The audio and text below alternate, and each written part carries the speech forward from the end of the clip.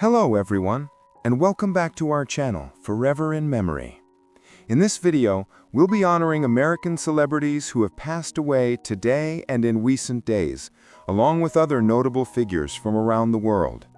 Before we begin, please show your support by giving this video a like. It really helps the channel. Thank you. And let's get started.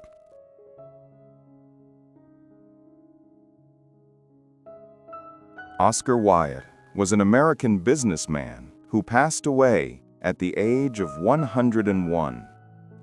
A self-made oil tycoon and one of the most formidable figures in the Texas energy world, he rose from humble beginnings to become one of the most influential voices in the petroleum industry.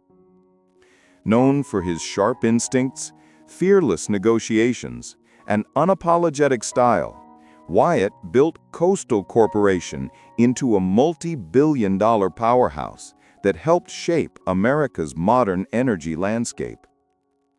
Born in 1924 in Beaumont, Texas, he grew up during the Great Depression, working odd jobs and serving as a pilot during World War II before entering the oil business. His life became a symbol of grit and ambition, a man who understood both the risks and rewards of taking bold action. Over the decades, he navigated the volatile world of oil trading with both brilliance and controversy, earning respect and criticism in equal measure. Though his career saw storms and headlines, Oscar Wilde remained a towering presence until his final years, admired for his relentless work ethic, his deep loyalty to his employees, and his belief that success was never given, only earned. His story embodied the complex spirit of the American entrepreneur, daring, stubborn, and unforgettable. György Mezei was a Hungarian football player who passed away at the age of 84.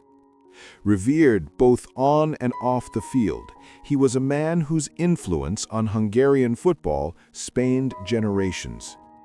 Known first as a talented midfielder with a sharp tactical mind, he later became one of the nation's most respected coaches, guiding teams with discipline, intelligence, and heart.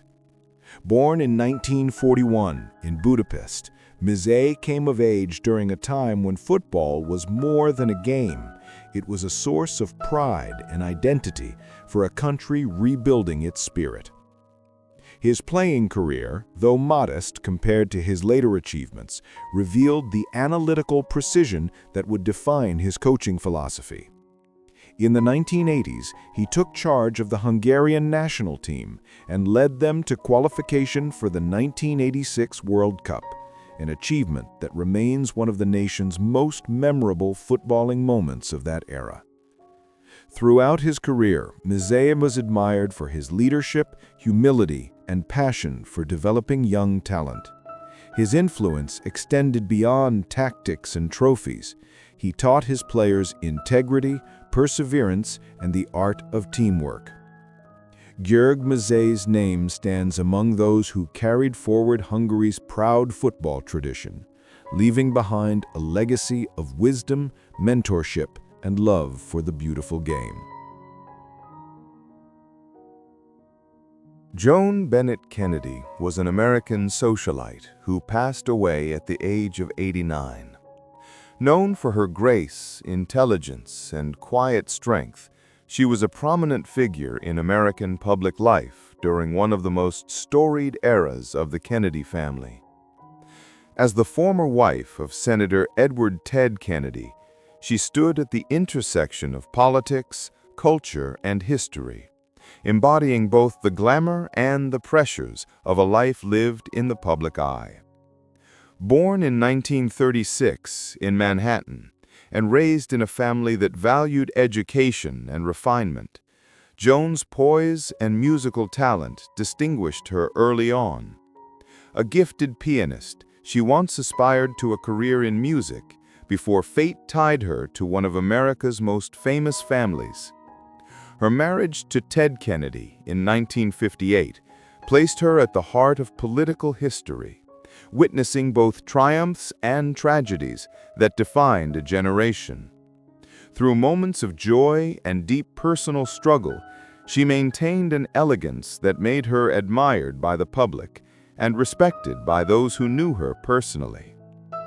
Beyond her public image, Joan Bennett Kennedy devoted much of her later life to advocacy and quiet philanthropy, especially in causes related to health and addiction recovery. Her resilience, dignity, and enduring empathy turned her story into one not only of privilege, but of perseverance.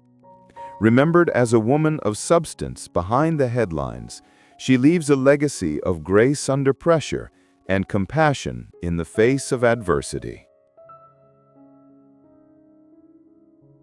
Ace Fincham was a British drummer who passed away at the age of 62.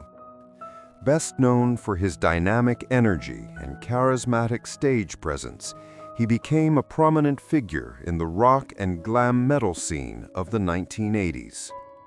As the drummer for Tiger Tails, one of the United Kingdom's most iconic glam bands, Fincham helped define a sound and image that captured the wild spirit of the era, loud, colorful, and unapologetically bold. Born in the early 1960s in the United Kingdom, Fincham discovered music as a teenager and quickly found his rhythm behind the drum kit. His powerful playing style combined precision with raw passion, making him the heartbeat of every band he played with. Tiger Tails rose to international attention with their flamboyant look and infectious sound, and Ace's relentless drumming drove their performances with explosive intensity. Though his life on stage was full of noise and movement, those who knew him personally remembered a kind, down-to-earth man with a wicked sense of humor and a deep love for his craft. Even after the glam era faded, he continued to perform, record, and inspire younger musicians. Ace Fincham's legacy lives on in the pulse of every drumbeat that still echoes from that golden age of British rock, a rhythm that refuses to die. Zdravko Šotra was a Serbian film director who passed away at the age of 92. A towering figure in the cultural life of the former Yugoslavia and modern Serbia, he was celebrated for his profound storytelling, cinematic elegance, and deep understanding of human nature. Over a career that spanned more than 6 decades, Šotra directed some of the most beloved films and television series in the region, capturing both the humor and heartbreak of everyday life. Born in 1933 in the town of Kozinice, he grew up during a turbulent period of history that would later shape his artistic vision. His works often blended nostalgia, irony, and warmth, reflecting the complexities of Balkan identity with honesty and compassion. Among his best-known creations were Zona Zamfirova, Layanje na zvezde, and Ivkova Slava, films that became cultural landmarks, uniting audiences through their wit, emotion, and vivid portrayal of Serbian tradition and spirit. Šotra's directing style was characterized by clarity, rhythm, and an unpretentious love for people. He had an extraordinary gift for turning literature into living, breathing cinema, and for drawing unforgettable performances from actors across generations. His legacy is not merely a filmography, but a mirror of a nation's soul, a collection of stories that celebrate resilience, laughter, and the quiet beauty of ordinary life. Through his art, Zdravko Šotra taught audiences that even the simplest human moment can be timeless when told with truth and heart. Niyazi Sahin was a Turkish ney flautist and music educator who passed away at the age of 98. Revered as one of the greatest masters of Ottoman classical music, he devoted his life to preserving and perfecting the spiritual art of the ney, the ancient reed flute that has symbolized mysticism and divine expression for centuries. His playing, delicate and transcendent, carried the listener beyond sound itself into silence, reflection, and the divine breath from which music is born.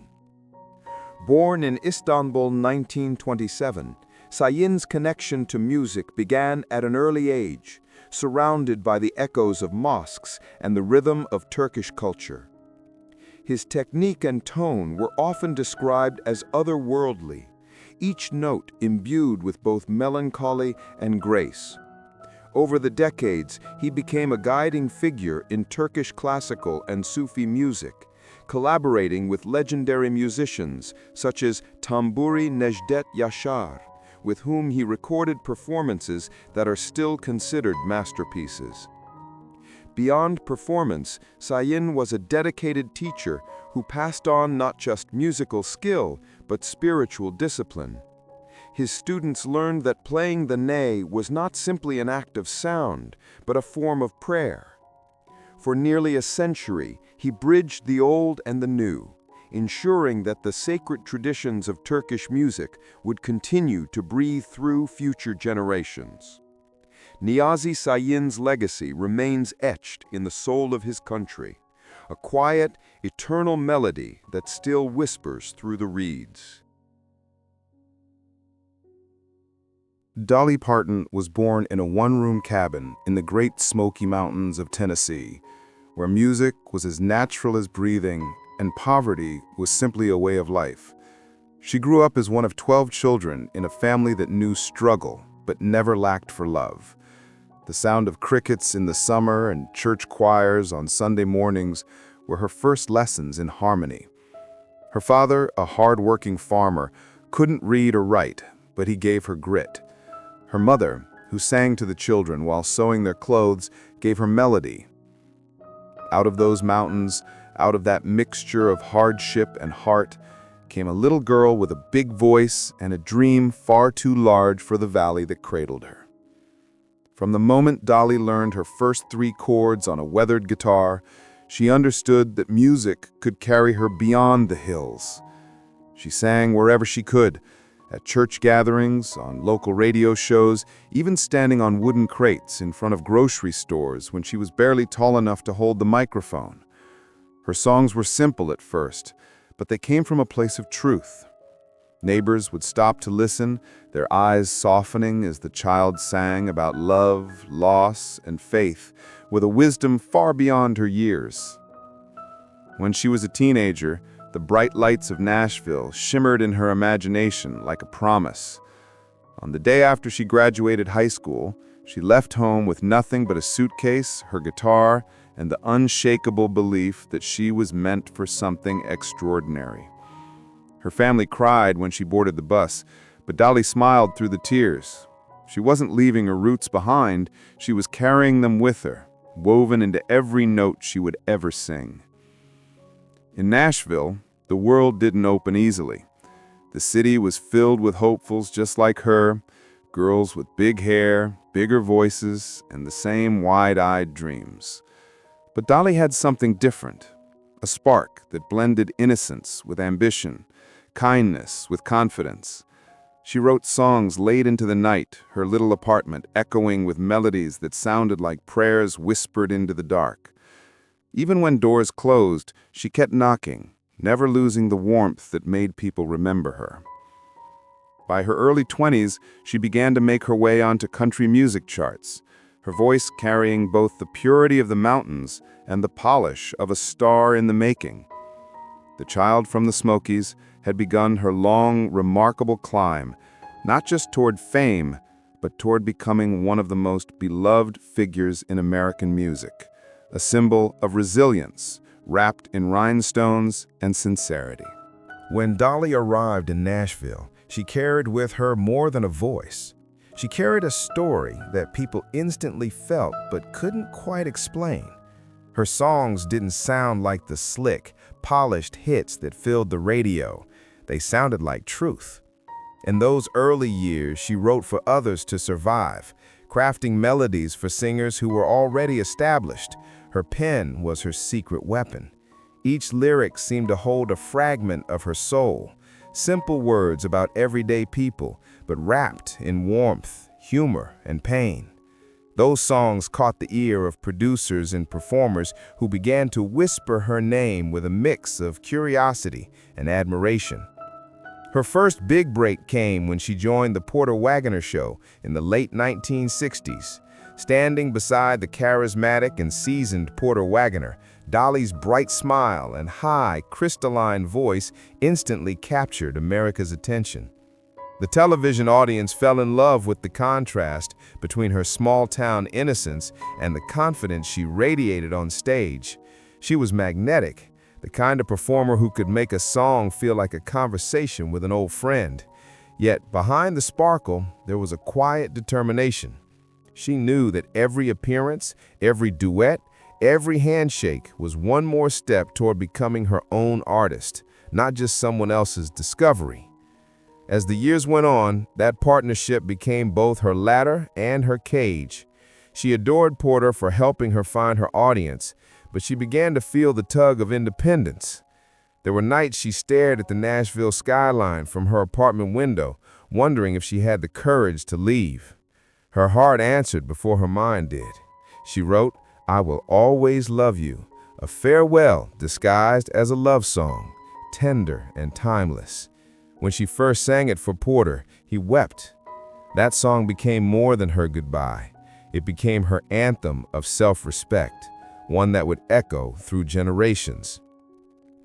The 1970s marked the birth of Dolly Parton, the icon. She emerged from the shadow of mentorship with a sound that was entirely her own. Part country, part gospel, part pop, and completely her spirit.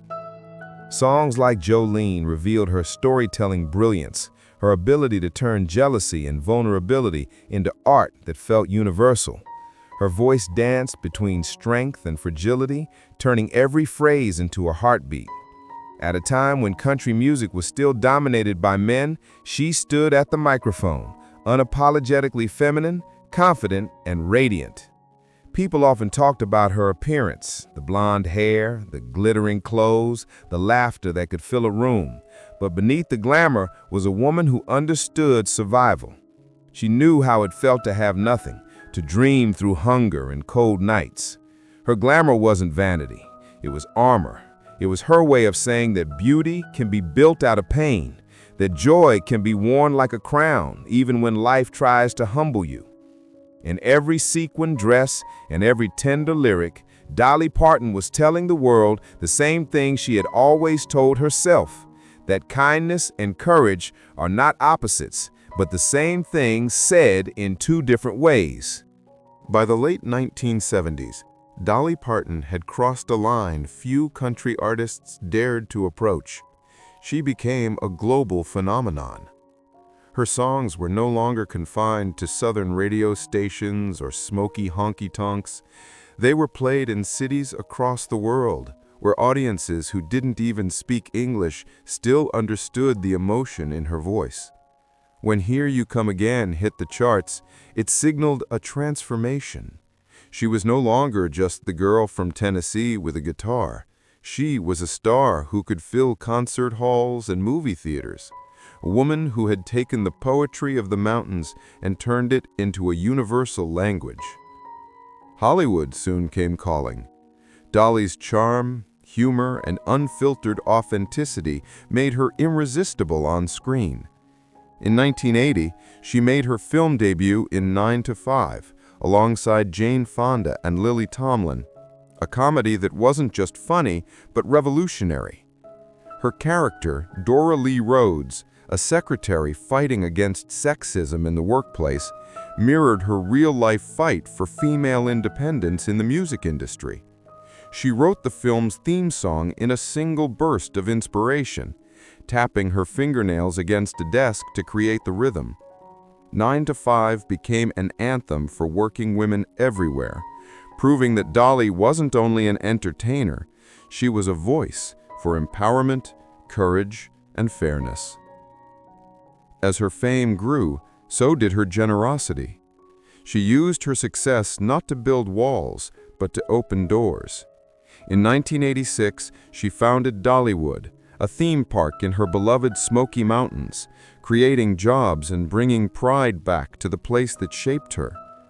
Later, her imagination library would provide free books to millions of children across the world, nurturing young minds who, like her, might be dreaming of something bigger than the world they were born into. Dolly's philanthropy was never for show. It was an extension of her heart, a reflection of the same girl who once sang barefoot on a front porch, believing that love and kindness could change a life. Through the decades, she never stopped creating. She recorded albums that blended gospel, bluegrass, and pop with ease. She collaborated with artists from every genre imaginable. Her laughter remained the same, bright, infectious, a sound that could lift a room. She weathered the tides of fame without bitterness, always grateful, always grounded. When asked how she managed to stay humble, she would smile and say, "It's hard to be proud when you remember where you came from." Dolly Parton's story became larger than music. She became a symbol of resilience, creativity, and compassion. Proof that a poor girl from the mountains could rise to touch the stars and never forget the road that led her there. Her songs continue to tell the stories of ordinary people with extraordinary hearts, and her legacy lives wherever a melody carries hope. For the millions who have found strength in her words, Dolly is more than a singer. She is a reminder that light born in hardship can shine for a lifetime, and that kindness, like music, never fades.